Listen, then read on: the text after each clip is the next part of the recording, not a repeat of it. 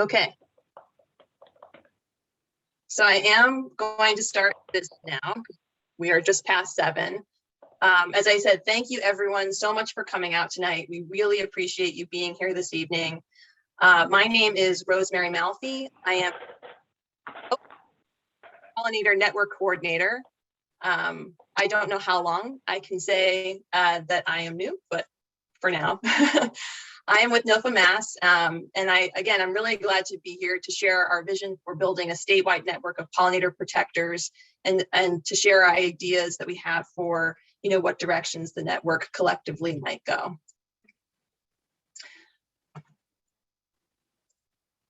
There we go. It is no accident that we're hosting this event tonight. It is Pollinator Week, which is a time when we recognize pollinators and the role that they play in our natural ecosystems, their connection to our food supply, and we thank them by learning about how we can better support their populations. In addition to this event, we are also hosting another event tomorrow night as part of our Pollinator Week programming, and I encourage you all to come. We are hosting the first speaker in our summer seminar series. Her name is Dr. Kate Lacroix. In addition to being a fantastic scientist, she's also a fantastic person. And she's going to be speaking about the influence of invasive mason bees on native mason bees, and also about the very large citizen science project that she operated in order to collect all of that valuable data. So I encourage you to come, and that will be tomorrow night at 7 p.m. And we also have other events taking place, nationally that are mostly virtual, so you can tune in from anywhere.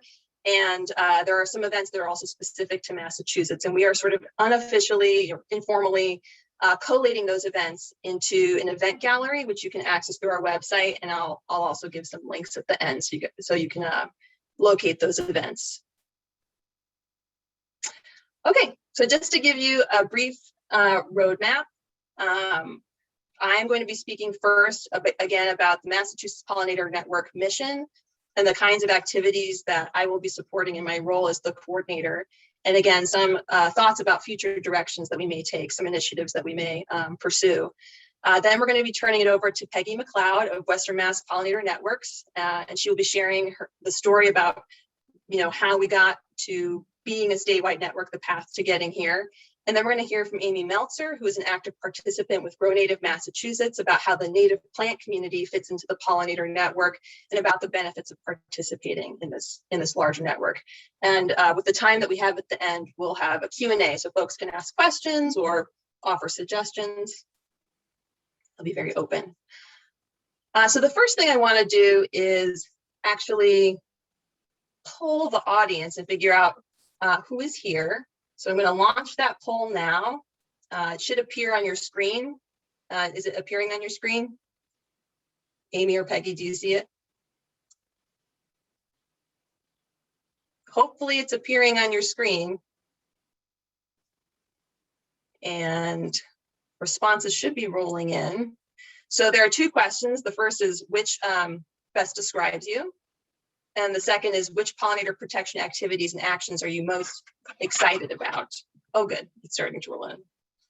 And I also wanted to mention that some of you in your invitation may have received a link to a survey, and I will be sending that survey again to all of the registrants who signed up for this event. And the purpose of that survey is to gain very similar information about who you are, what kinds of activities you're already doing, what kinds of activities you're interested in, with regard to pollinator protection, and to get a sense for the kinds of things that people are pursuing, what everyone's interests are and needs within the network, so that we can meet those needs. Okay, I'm letting more responses roll in.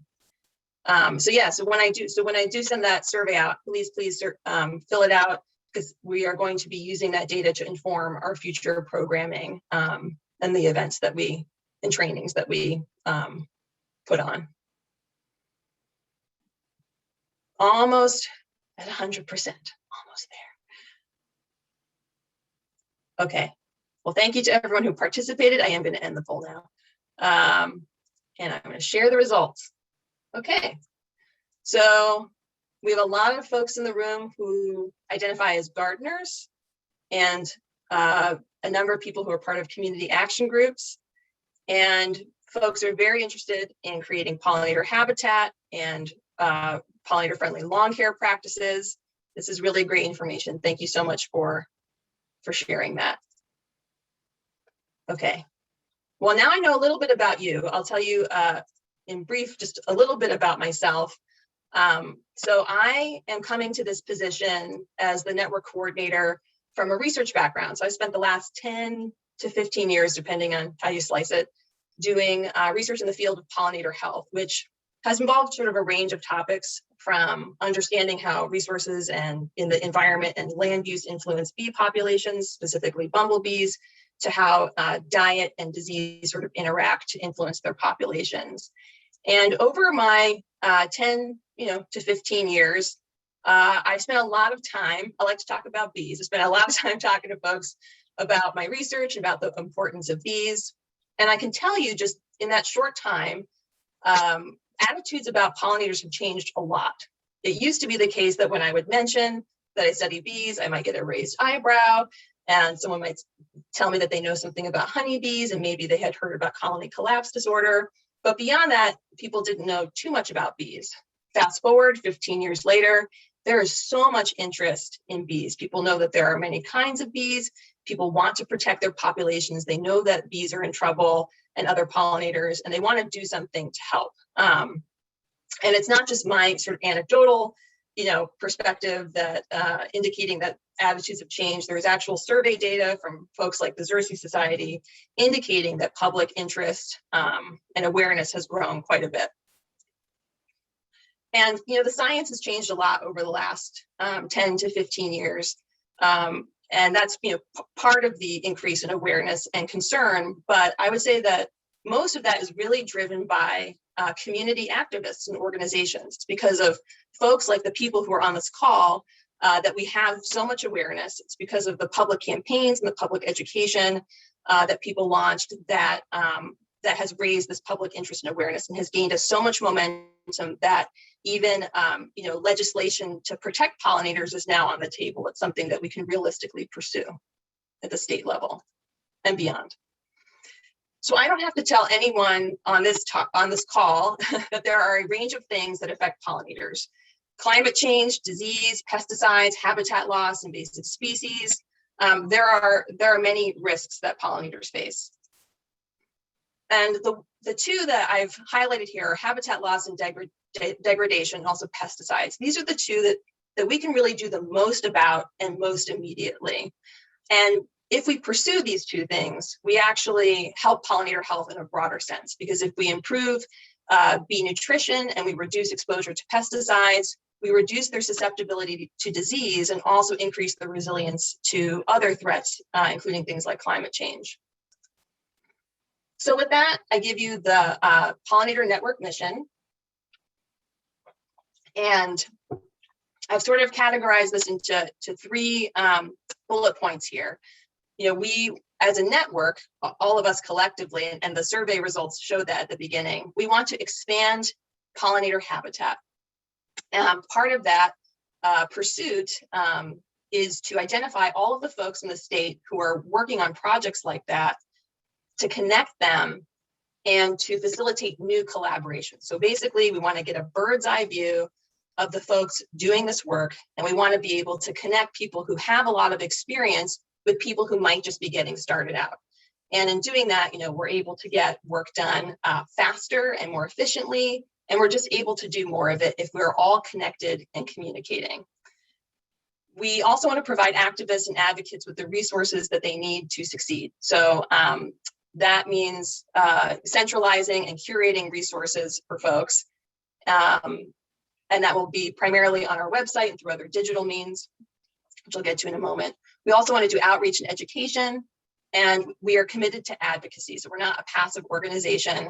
We want to advocate for policies at the local and state level that benefit pollinators. And in particular, we're working to reduce pesticide inputs, and we're working on pesticide reform. This is a diagram showing the kinds of activities that my role will support. They fit into sort of four overarching categories, as you can see. really my central function is to operate as a communication hub so that people can find each other and connect and build those partnerships and also find the resources that they need. So I'll just highlight some things on this chart. One important task that that I'll be working on right away is building a website, which you can see is sort of an anchoring point in this diagram. That website will contain centralized informational and educational resources on things like habitat installation, lawn care and gardening advice, and also potentially some curriculum toolkits. And then I should mention a lot of these resources are pre-existing. They're not things that I am creating or that I will be creating, perhaps some of it, but a lot of these resources are things that folks on this call have developed, and the idea is to sort of create a warehouse or a repository where those things can exist and people across the state know to look for them. The other primary function of my role is to create communication channels. And we're thinking of doing that in a couple of ways. One, of course, is social media. You may have noticed us launching our presence in that way. But really our purpose in being there is to do more than just push notifications and content. It's also to create spaces where people can talk to each other. So we want to create discussion forums where folks can have sort of routine and consistent access to each other to have conversations and ask questions.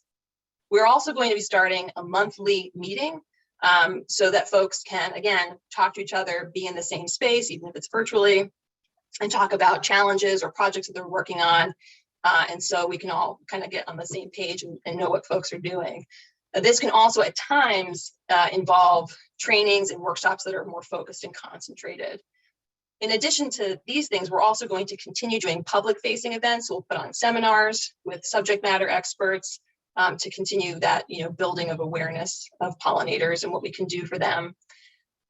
We're also going to be building a subject matter directory, so recruiting very subject matter experts, including people from the research world who may be able to help people across the state in different ways.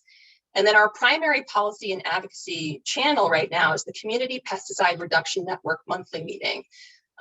Through this network, which is co-facilitated now by me and Community Action Works, another organization, we are working on things like pollinator-friendly resolutions and ordinances and actions to reduce pesticides at the local level. Although at times we also engage in state level legislation. So if that's of interest to you, I really encourage you to join. And then I'm just going to close my section by saying that I have that these ideas about how we communicate and what kind of initiatives we're going to pursue, they're not coming from me, they're coming from many community organizing leaders who have gotten together prior to my even being here, and they're thinking about priorities and what is important to pursue. So some of these ideas come out of that brainstorming. And one, of course, that's near and dear to my heart, coming from a science background, is increasing communication between the research world and community activists and building those collaborations, because I think that there are a lot of opportunities for both parties to benefit from that. I've also been talking to a lot of folks in the native plant world, and it's clear that the supply of native plants for pollinator habitats is a really limiting factor. And so that is something that we also would like to address by getting people who are doing that work together to talk about how we might increase supply. And then finally, I'll just get down to the bottom. K through 12 outreach is another area that I think collectively we could pursue, because schools are, sites where we can install pollinator habitat. And when we do that, they also serve as sites for learning. And the relationship between like the Birches School and the Lincoln Land Trust is a really good model and example for how we might go about setting up those kinds of relationships throughout the state. So that is my piece for now. And I'm gonna stop sharing my screen. And Peggy, you can start sharing your screen. So I'm going to turn this over to Peggy Mcleod, who is the co-founder and director of Western Mass Pollinator Networks, the all-volunteer group that set in motion a passion for pollinators back in 2016. Peggy's #1 wish is to see grassroots groups create pollinator pathways in communities throughout Massachusetts.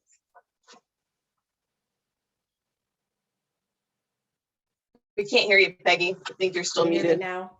Yes.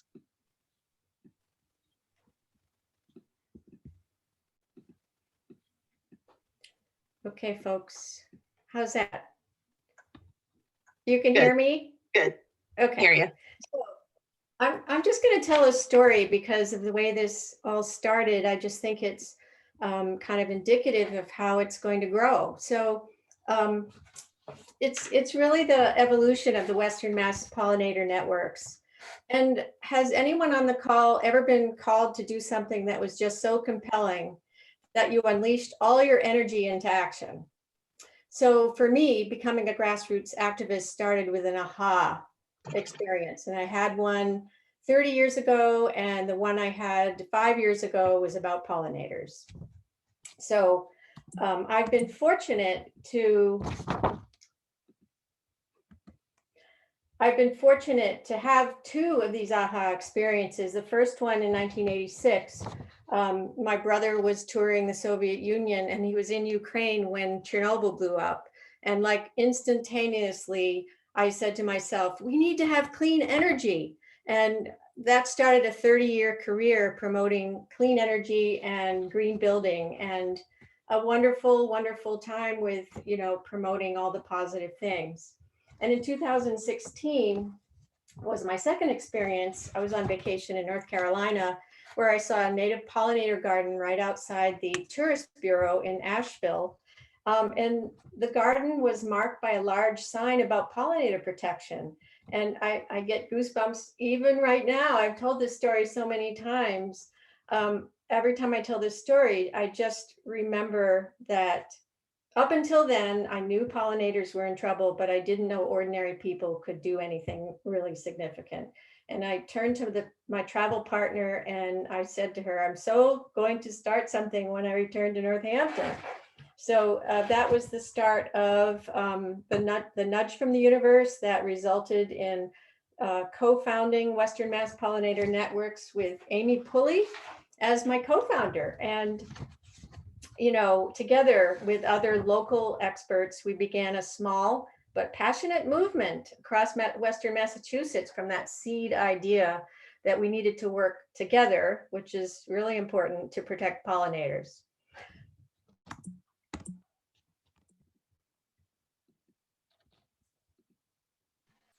So we learned to collaborate very early on, and together we created public plantings.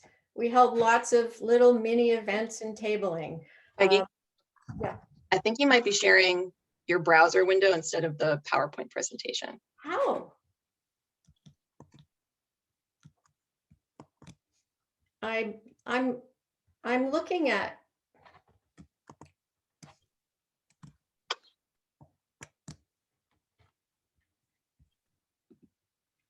Well, that would have been boring, huh? Now what do you see? Your PowerPoint.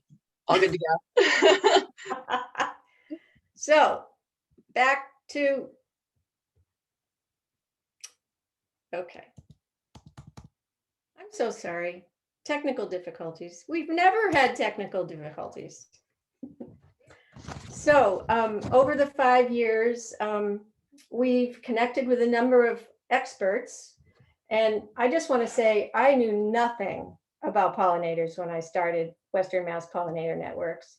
And most of the volunteers we have are just know a little bit, but over time we've created new local leaders. Some of them have become mentors for starting pollinator gardens.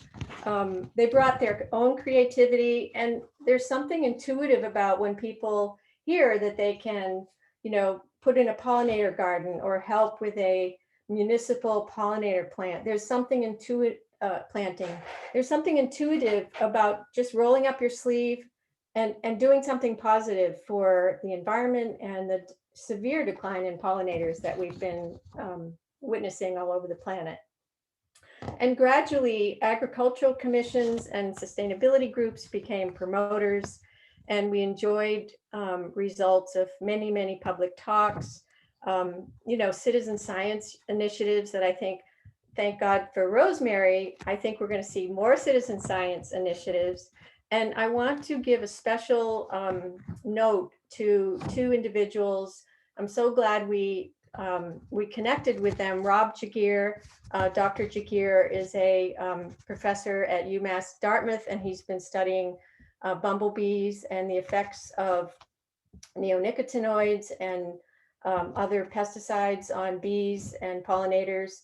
And in the last, I think it's correct to say in the last couple of years, he's been studying the preferences of pollinators for especially certain pollinators that are in decline.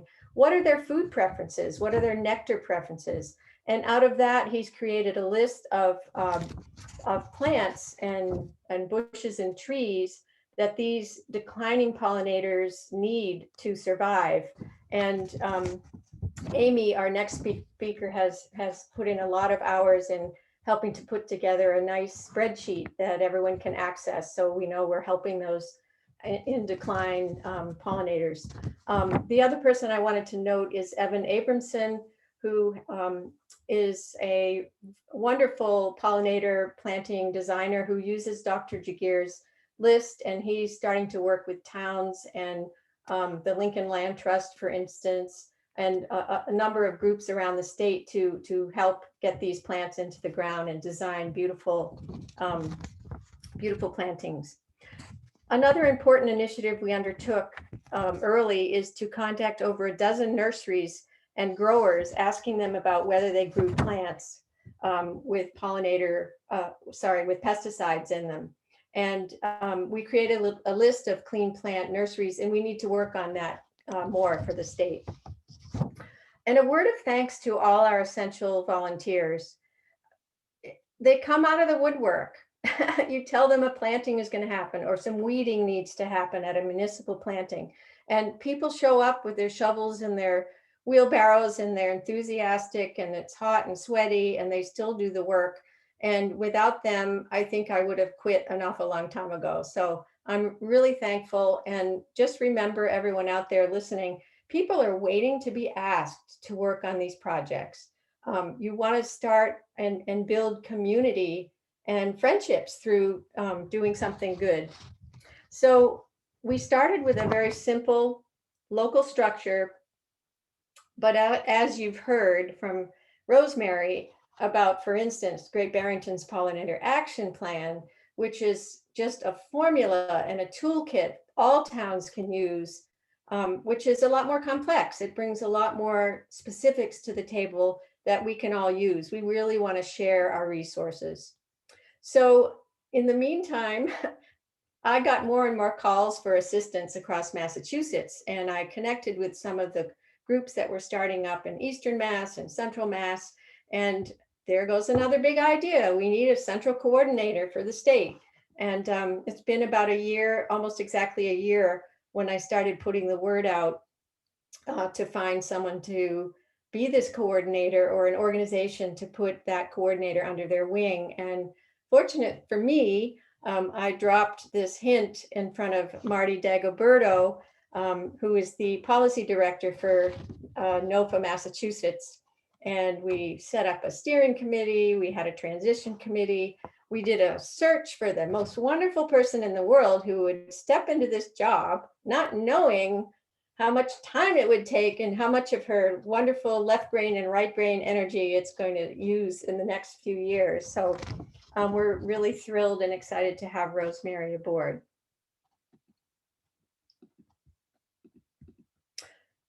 Okay, so Rosemary, your job, congratulations to everyone on the call and the hundreds of people who are not here for helping to launch the Massachusetts Pollinator Network. I'm really thrilled that it came to this. I had no idea, but it's really growing. It's a movement, and I'm really excited about it.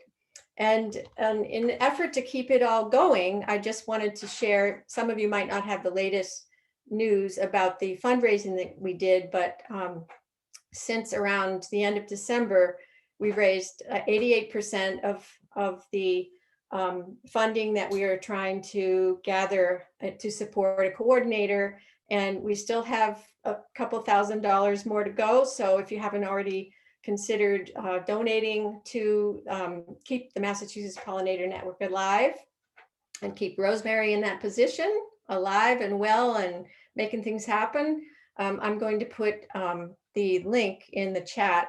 And the name of the site is Rally Up. And this is the first screen that you will see, something like this. And so any amount of donation counts. And we thank you all. And I'm eager to hear what everyone's going to accomplish over the next months and several years. Thank you so much, Peggy. Thank you. All right, I'm going to start sharing my screen again.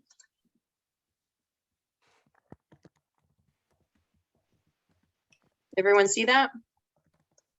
Yeah. Okay, great.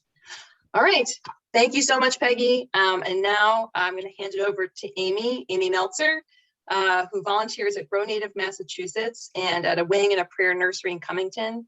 And she helped create the spreadsheet of plants for Pollinate Northampton. She participates in citizen science research, studying plant-insect interactions, and she loves to help her friends and neighbors add native plants to their garden. Thank you, Amy. Thanks, Rosemary and Peggy, and for everybody for being here. So the way I got into this is about 8 or 9 years ago, a neighbor who's involved with Grow Native Massachusetts introduced me to the idea of growing native plants. And I was fascinated by the idea that plants and insects that co-evolved over millennia have developed mutually beneficial relationships that are not replicated with plants that are introduced here from other continents or even other ecoregions in the US. So I started attending lectures, reading books, taking classes on native plants, and I decided that whenever I would add a plant to my garden, it would be native. Then almost 2 years ago, the New York Times reported on the insect apocalypse, the vast number of insect species that have been declining and disappearing, and the impending risk of mass extinctions. And it became clear to me that a garden filled with plants from other areas that cannot support local insects is contributing to this ecological emergency. So I started giving away my peonies and replacing almost all of my non-native plants with natives. And now to me, a garden that is visually beautiful, but is full of exotic plants that don't support local species of insects and birds is a sterile place. And the gardens that give me joy are the ones that are buzzing and fluttering with life. And I just find it fascinating and wonderful to be able to watch and learn about all the different insect species and the birds that are attracted to the garden now. So I was very excited when I heard that the position of Massachusetts Pollinator Network Coordinator was being created. And I'm really happy that Rosemary Malfi, an ecologist, has been hired. And when I spoke with her a couple of weeks ago, she said that her training as a research ecologist has taught her to see the connections between things, connections that are often overlooked as people focus on their own areas of interest. And I'm excited about the benefits that can come from her perspective for the health of the natural environment in Massachusetts and for the people who work towards that goal. Probably everyone here knows that we're facing a biodiversity crisis. The risk that so many species could become extinct that our ecosystem would be unable to sustain most plant and animal life by the end of the century. This is as dire a prospect as the effects of unchecked climate change. We're facing two crises with overlapping solutions, and it's essential that we take action based on the best available research with knowledge not only of what needs to be done to protect and restore environmental health, but also of the most effective ways to educate people and inspire change. Having a central place to turn to offer the information we have, find the information we need, and connect with people so we can learn from each other and work together is very inspiring to me. I'm really happy that this is happening now. Home gardeners and community garden and pollinator groups can all benefit from having a central hub of information where people can learn why it's important to grow native plants, how to use them in their gardens, how to choose the right plants for their site, where to find them, and how to plant and maintain them. Some statewide organizations, such as Grow Native Massachusetts and Native Plant Trust, already have comprehensive websites on these topics. But there are many local pollinator and sustainability groups around the state who may or may not have websites, but they host events and guest speakers provide educational resources, plant native gardens, and advocate for policies in their region. So creating a central database, as Rosemary was describing, and a news source will help gardeners and community groups find and share all of that information. Participating in creating pollinator pathways is a great way for people to learn about the need to use native plants to support not only pollinating insects, but also the birds and animals up the food chain that depend on them. People new to the world of planting to support biodiversity may not know that the goal is more than providing flowering plants for adult bees and butterflies to visit. Choosing the plants and creating the habitat that provide food and shelter for the next generation of insects is essential. Supporting the whole life cycle includes planting not only herbaceous plants, but also native trees and shrubs, as well as learning how to manage our landscapes differently. I've been growing native plants for years, and while I knew that butterflies use specific plants for laying their eggs to feed the next generation, probably because of the famous connection between monarchs and milkweed, I've just learned that most species of native bees have evolved to collect and store pollen only from certain species of plants to provide food for their young. I had no idea that bees were as particular as butterflies. And I find that learning these complex details about nature to be not only useful, but really fascinating and awe-inspiring.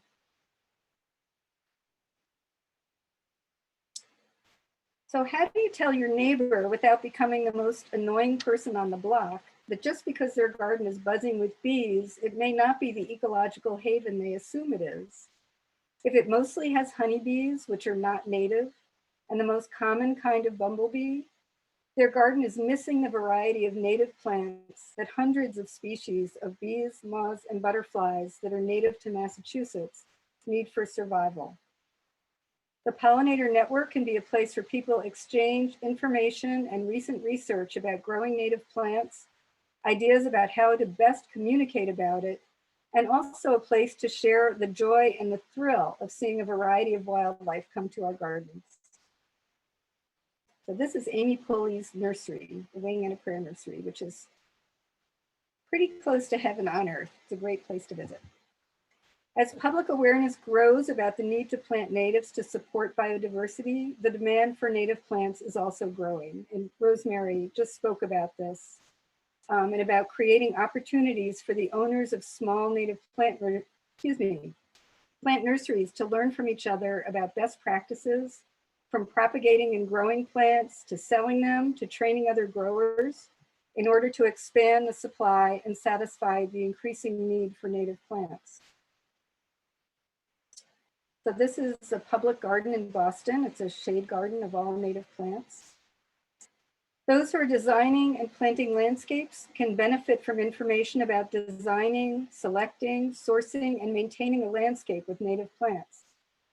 I can imagine activists joining together to persuade landscaping programs to include courses on biodiversity so that those who work with our landscapes are trained to see even the smallest garden as part of a living ecosystem, rather than as an outdoor extension of home decor, a place that is pretty to look at, but does little or nothing to support native insects and birds.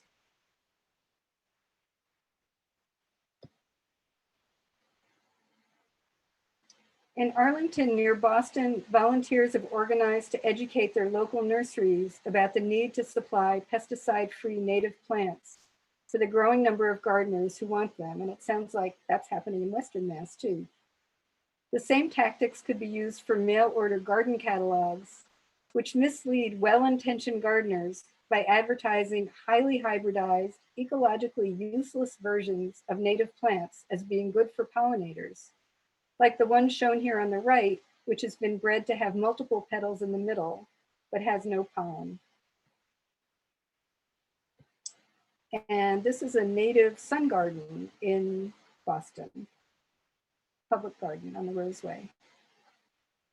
Activists who want to influence town and state policy to improve environmental legislation and ordinances will be able to find research to back up their advocacy, to learn about successful efforts in other towns, like Somerville's new native plant ordinance. This was very exciting. It just passed this spring.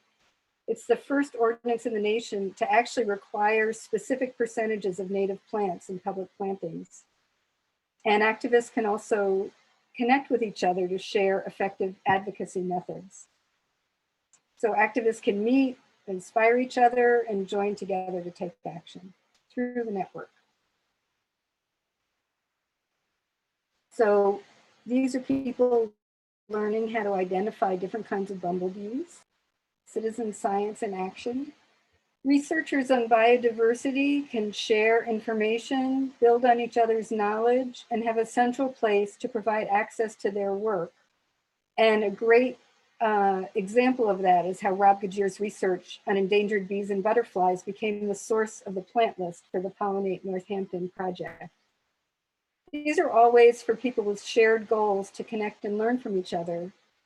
But there's also a need for people in groups who have different interests to connect, where their interests overlap. The United Nations just released a report this month, which finally makes the argument that climate change and biodiversity loss are both existential threats that need to be treated with equal urgency. In the rush to address climate change by sequestering and storing carbon in natural systems, many decisions are being made at national, state, and local levels, which at best are missing opportunities to support biodiversity, and at worst are destroying natural ecosystems. Planting trees to store carbon is great, but planting non-native trees diminishes potential habitat for native insects and birds, and for years to come. Cutting down forests to site solar panels is even worse, not just for the tragic loss of habitat, but also because forests are essential for carbon storage. There are many examples from around the world that are cited in the UN report of projects that are designed with the intention of slowing climate change, but are planned in ignorance of natural systems, and which have resulted in environmental disasters. There's an urgent need for people focused on climate change and people knowledgeable about biodiversity to share information.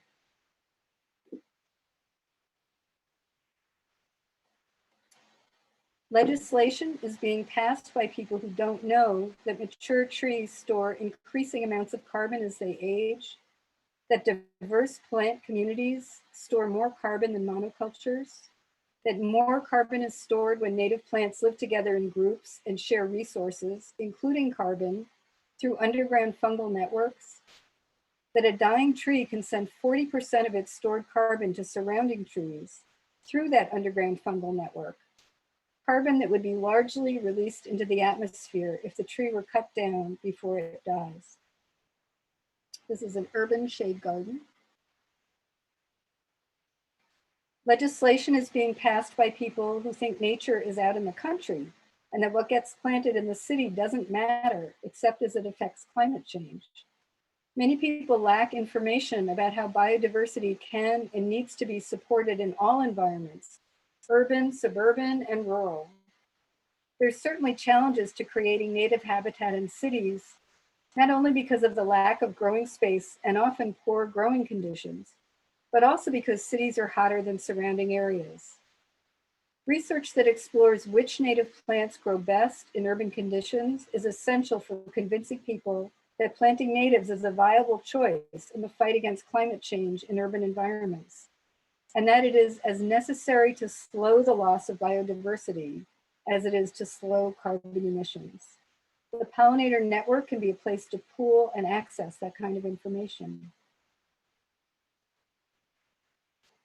I can imagine a lot of the things Rosemary talked about: a resource library with articles and videos on numerous topics and links to lectures, links to ongoing research on native plants and biodiversity, links to the websites of native plant and ecological organizations, both local and national, contacts for small local groups who provide useful but sometimes hard to find resources, links to educational projects that teach both adults and children about biodiversity, chat rooms or Zoom meetings for people with shared interests, volunteers to help Rosemary source and organize information, volunteers to answer questions and help people access resources, a newsletter with updates about legislation, research, organizations, educational events, and advocacy groups.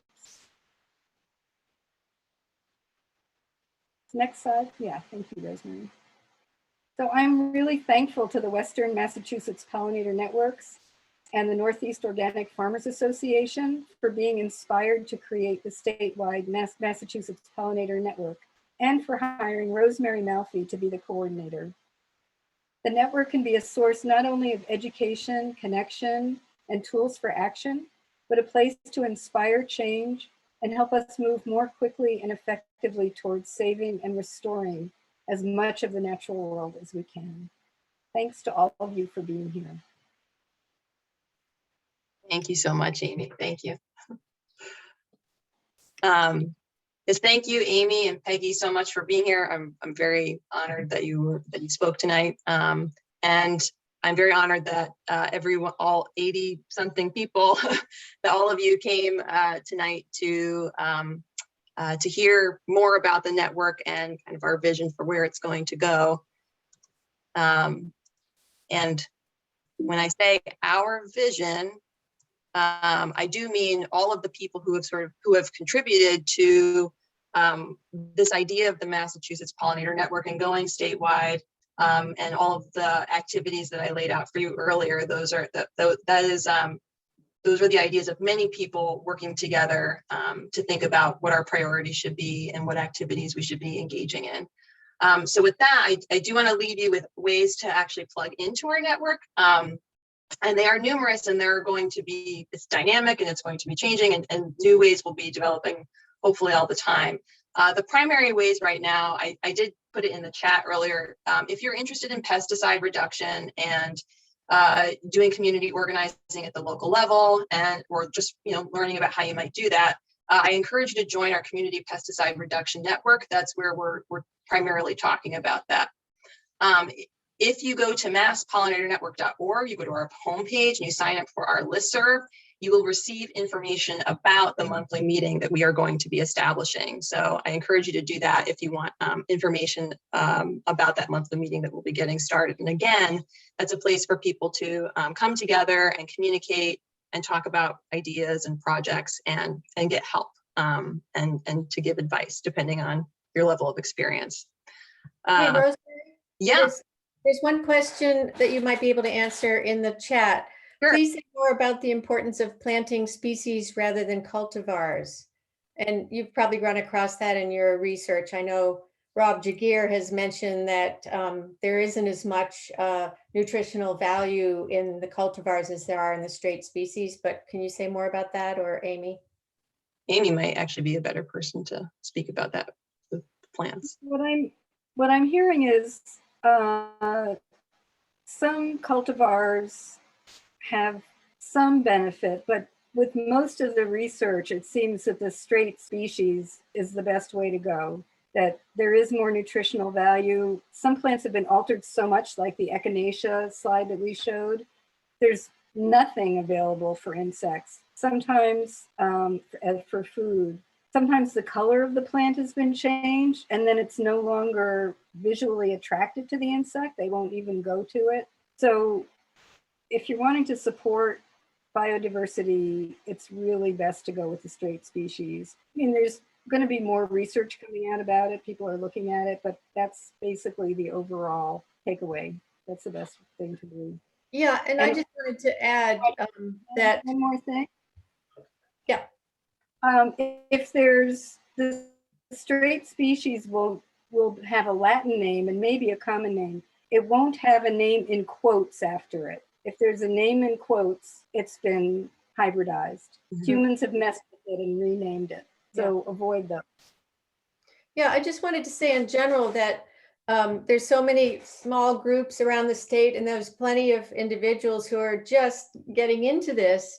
And so I know one of Rosemary's tasks is to, when we put together speakers and events and curate all the events going on around the state, there'll be different levels of knowledge. So we want to make sure the master gardeners have a level of knowledge that they want to grasp into, but we also want to make sure people that are just learning about, I mean, cultivars was a brand new word to me 5 years ago, and now at least I know kind of what it is.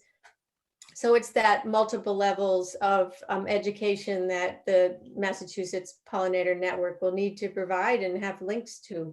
So I think that was a good question. That's great. Amy, there's also a question about improved natives. I'm actually not familiar with that term. Have you heard that term? No, I'm suspicious. Yeah. We've improved it. What have Improved? Nature has been, the plants and insects have been evolving together for thousands of years. And when we decide we're going to change something because it's prettier, I haven't heard of that, but I'm very skeptical. I would look into more of it. Great. I've also noticed last year going to nurseries just right around the area where I live that a lot of people have jumped on the bandwagon that don't seem to know very much about bees. And I certainly don't know very much about bees, but I see, this is bee friendly or pollinator friendly is the big word. And then I find out some of these are cultivars, and I'm looking at small gardening, garden shops, and thinking they're probably under a lot of stress just to make a living. And especially since COVID, although maybe gardening jumped up during COVID, but I can't help thinking that there may be a conflict for people who run these small businesses, and that we would have to have an approach to that potential problem. It's a great point. Thank you, Holly, for bringing that up. Yeah, we talk at NOFA. We often talk. I'm new, so I say we, but NOFA and folks there often talk about just transitions. So that means transitioning to a new practice in a way that doesn't harm somebody like a small business owner in the process. So you raise a really good point, and that will require some strategizing and thinking about. Well, one thing that strikes me right off the top of my head is that I sat in on, I missed the Northampton meeting, so I sat in on a meeting for the city of Orange, a little east of here, and they apparently have some new rules about, I could be not quite accurate here, but if people buy a piece of land and they want to develop it, let's say put in a drugstore or something, that there is now a requirement that they put in so much by way of pollinator plants too. And so it might be that small, enthusiastic sort of hometown groups of people might be good to try and merge, if there are more requirements for pollinator gardens to become part of zoning laws so that economic development has to incorporate it, then that could be an appeal to nurseries to stock more of that and educate their customers like me too. It's a great suggestion. I don't know if anyone, we don't need to get into the details, but I don't know if they're on the call, but there are some regional planning groups like Franklin County that might have some insights about, whether something like changing a zoning law would be a possibility or something to pursue. I do see a number of things in the chat. There's so many. Let's see.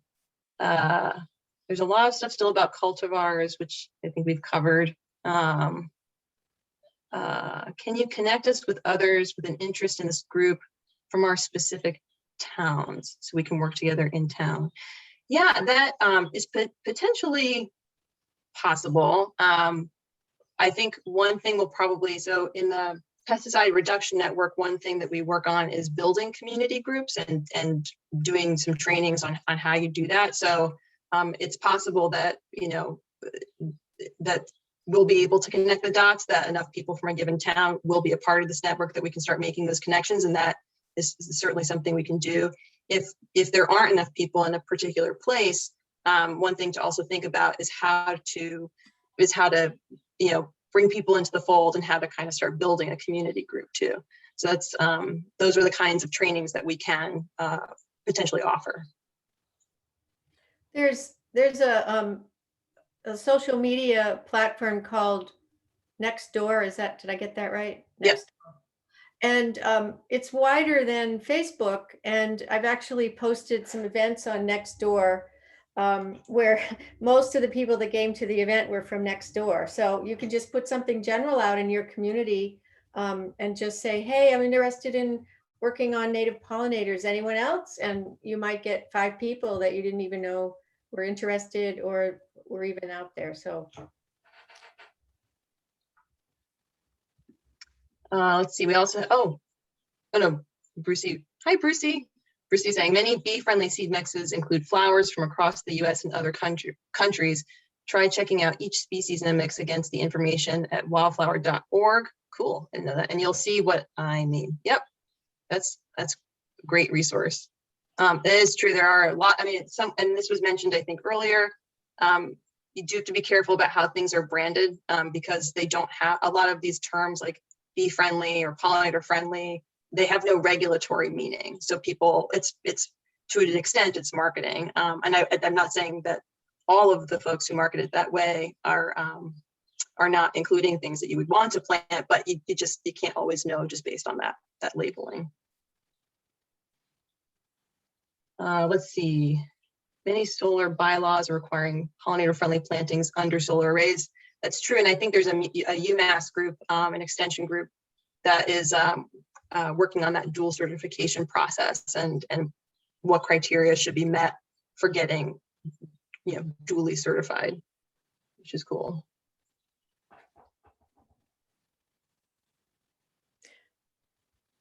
Okay. I think if I miss any questions, please feel free to unmute yourself and just ask, because a number of chats came in and everybody should save the chat. There's a little button in the chat in case you want to look through it later. There's a little button on the right lower side of the chat that says save chat. And that way, we'll get an idea. This is a great list of questions that's coming out.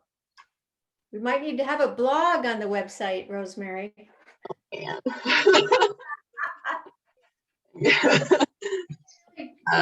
Sharing information will happen. You're going to need a social media intern.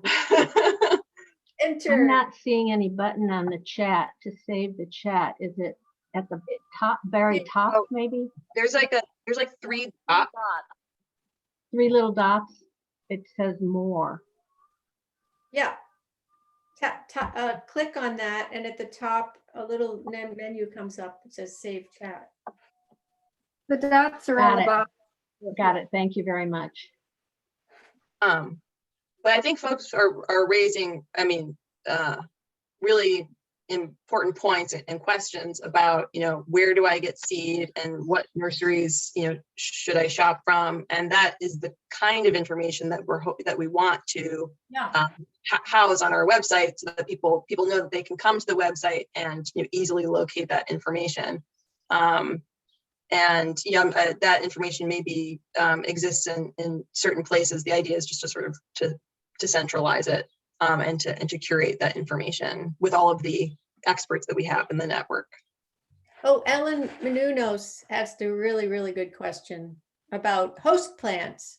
And the lists that we're trying to create that got started in Western Mass Pollinators but are being passed on have a lot of information about the growing conditions for plants and which plants, especially trees and bushes, are host plants for those butterflies and moths and bees, and they're essential. Without a host plant on which some pollinators only lay their eggs on one plant, we are in big trouble. So those are really important, and that information is out there, and to pay attention to it.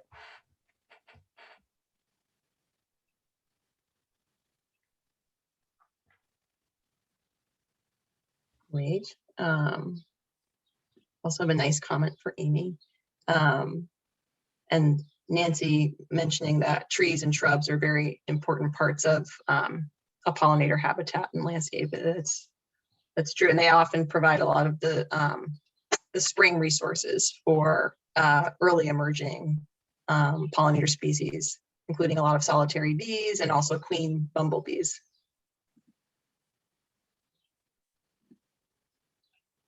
This is great. And this is, so many people have knowledge and information, and this is why I'm very excited to start having meetings and getting everyone sort of in, even if it's virtual, a virtual room together, so that we can exchange all of this great knowledge. Is there any place where we already have 5 or 6 or 7 publications that would be a good introduction for people who don't know very much yet, whether they were just, common gardeners, or if they were somehow located professionally in local or wider region networks where they have an impact or might have an impact on what happens to pollinators? Mm-hmm. I'm thinking my own education, but also let's say I want to go out to my neighbors and try and see if I can convince them not to chop down all their dead plants at the end of the fall. But how could I get them, how can I most easily try to influence them to get more education about all these related topics?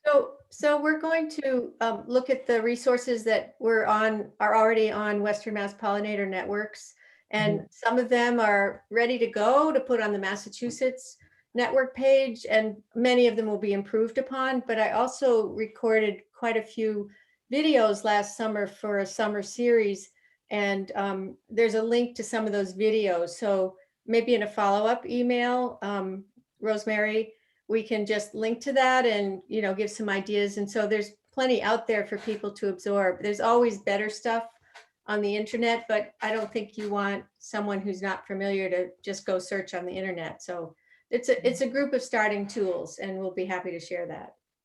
Right. And I see a lot of people on the call that are in the chat too, that there's many experts around the state that are just so full of knowledge and wisdom and advice. And we know that they're going to have a lot to contribute to provide, for providing a central core of resources on the Massachusetts Pollinator Network. There is a question that came in about a good source for identifying native pollinators. Oh, hi, Nick. Nick just, I almost said tweeted, chatted out guides to common species. That's great. Thank you for putting that there. There are also some books which will give you sort of a may not give you perfectly specific information for here, but will give you broader information about the different kinds of bees. If there are, it's Bees in Your Backyard, I believe is the title. It just has really great pictures. And for bumblebees specifically, there are some other books that we could point you to, but they obviously don't contain all of the other many bees that are out there. Thank you, Nick. Sure thing. I hope they're helpful.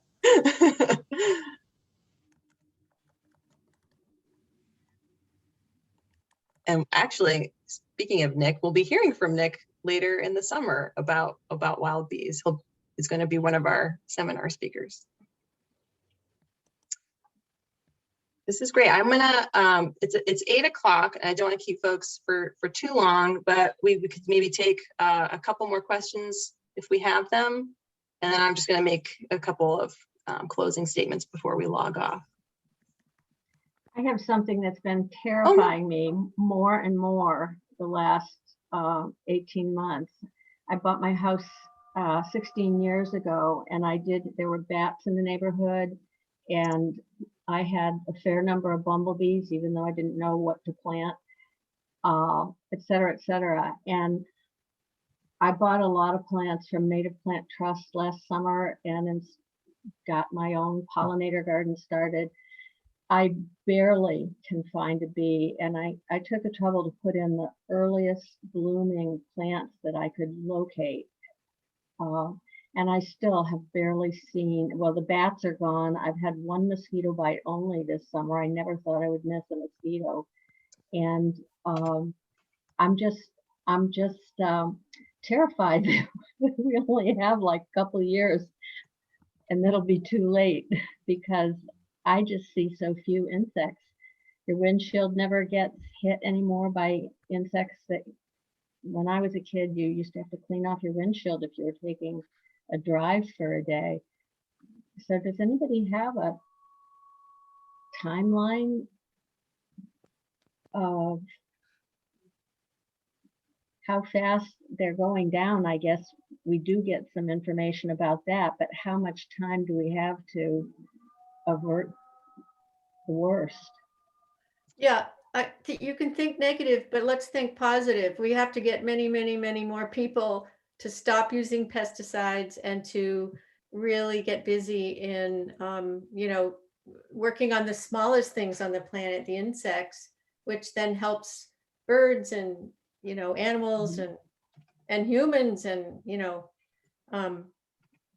I don't know that there is a specific timeline, but it's going too fast for us to just sit back and say someone else is going to take care of it. Agreed. And yes, I'm not willing to say this is a consensus view, because it's not, but there have been other reports on a monitoring listserv that I belong to of here and there bees and bumblebees in particular not being so abundant this year. I wouldn't say, and it is in disparate geographic locations, which is a little odd. But there are also places where it seems to be okay. And so, the spring conditions and overwintering conditions can affect how many bees come out in the spring. There was a bad bumblebee year in the mid-Atlantic in like 2014-ish, I want to say, which had to do with the conditions in the spring. So it's sometimes hard to make sense of one year and one data point. When we start to see a trend over a few consecutive years, is when you might want to, is when we should be worried. But it could have just been a bad year in your particular area. Yes, they vary year to year. Yep. And then Freddie, oh, there's good information from, yep. You should check out Nick's most recent comment. Yeah, a freak May frost depressed the butterfly populations in urban Boston, but this year there are many butterflies. So like I said, unless you see it, several consecutive years, don't get worried yet. And Freddie chimed in up above about stopping mosquito spraying. So that, again, for folks that are interested in pesticide reduction, we have the community pesticide reduction network, and opting out of aerial spraying is something that we talk about and work on. And there's also a lot of resources actually through the NOFA website about that in particular. So if you want to work with your town to opt out of aerial spraying, which by the way, you have to do it year after year, you have to submit an application each year. I encourage you to join us to talk about that and how to go about doing that.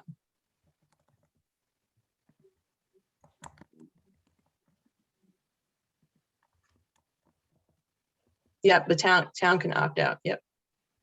Anna saying the absence of pollinators has appalled me too. Your town can keep track of the state pesticide use. We as a town just opted out of the possibility of mosquito spraying. We're now launching an educational effort to teach people about the environmental destruction done by spraying, and also the importance of mosquitoes as a food resource in the whole food web. Anna, where are you coming from? Plainfield. Plainfield, cool. Very tiny town. We won't educate a whole lot, but we're right next to Amy Pulley down in Cummington. So Every little bit counts. And we also have a demonstration pollinator garden at our post office, and we're trying to educate through that as well that's great. with all native plants. Excellent. That's excellent. Oh yeah, and right, individual homeowners. Yeah, it's something we're actually, I don't know if it will get funded, but we're hopefully it will. We're writing a grant right now, and we're going to, one thing that we'll continue to do is write grants to try and fund some of the programming that we've talked about. And one of the things that this grant focuses on is in fact lawn care, and the kinds of pesticide treatments that homeowners apply to their lawns.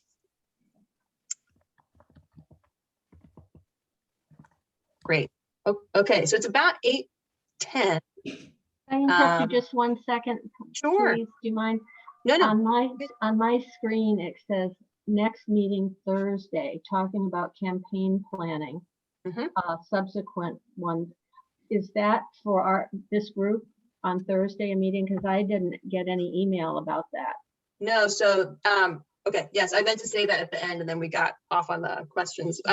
So the Community Pesticide Reduction Network is one of the ways that folks can plug in, and I would kind of describe it as a focus group that's now being sort of housed within the Pollinator network. And it doesn't just focus on pollinators, although there's clearly a lot of overlap there. We also talk about, you know, the mosquito spraying and things like that. This Thursday, today's Tuesday, in 2 days, we have our monthly meeting for the Community Pesticide Reduction Network. You wouldn't have gotten an email unless you already subscribe to that network. I put it in the chat earlier. I will try to put it back there again. You also see my email address there, rosemary@nofamass.org. You can also email me and I'll send you the link for signing up. You have to opt into the listserv, and then you'll get notifications about meetings. So we are going to be talking about campaign planning. So, you know, how to, and it's sort of this, in this case, it's specifically around how to campaign, build a campaign related to like communal livings, like condo complexes, for example, and their, you know, lawn care and pesticide treatments. Subsequent meetings in July and August are going to be about upcoming pesticide reform legislation at the state level. So the July meeting will be going through sort of the priority legislation that NOFA-MAS has identified. So there are many bills. There's like 30 something, I think. But there are pieces of legislation that NOFA-MAS has deemed a priority. So we'll be talking through those, and then the August meeting will actually be about putting together public testimony. So if you're interested in that, I encourage you to join us. There are lots of good tips in this, so definitely save this chat. There's lots of good gardening tips in here. Are there ways to support pollinators other than gardens? Yeah, I'd say the number one way to support that, you know, that you can do on your own is to install some kind of forage or pollinator habitat to convert part, if you have a lawn, to convert part of that lawn to, you know, wildflowers or garden beds.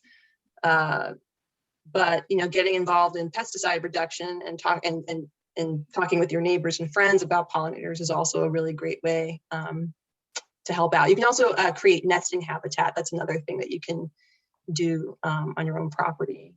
And if you want resources about that, the Xerces Society has some good ones for creating nesting habitat. Is it possible the way you can send away for a hive of honeybees to be delivered to you in the spring and fix it up in your yard? Is there any such thing with bumblebees, native bumblebees? I know they don't seem to have as huge beehives the way honeybees do.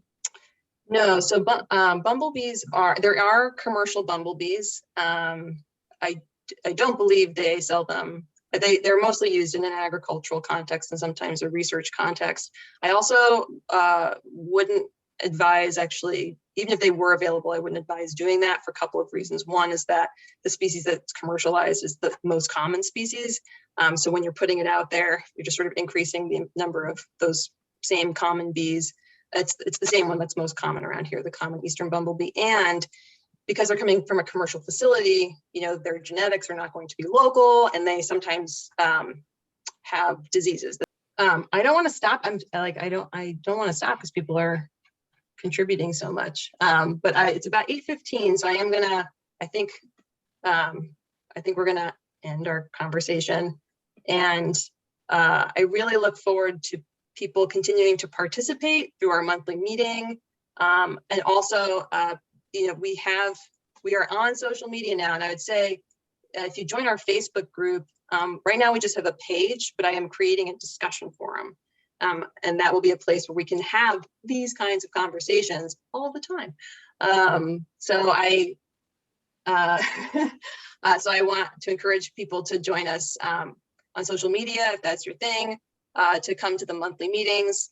And the last thing I just want to say is that, you know, I am here as the coordinator. I'm here for you, and the network is the network and its activities will be governed by, you know, what all of you want and need. So I encourage folks to reach out to me with suggestions and ideas. I may not always respond right away because this is it is a part-time position, but know that I will get to your email and respond as fast as I can. So thank you everyone so much. I really appreciate you all being here, and come to Kate's talk and stay tuned. Night, everybody. Good night. Thank you. Good night. Thank you so much.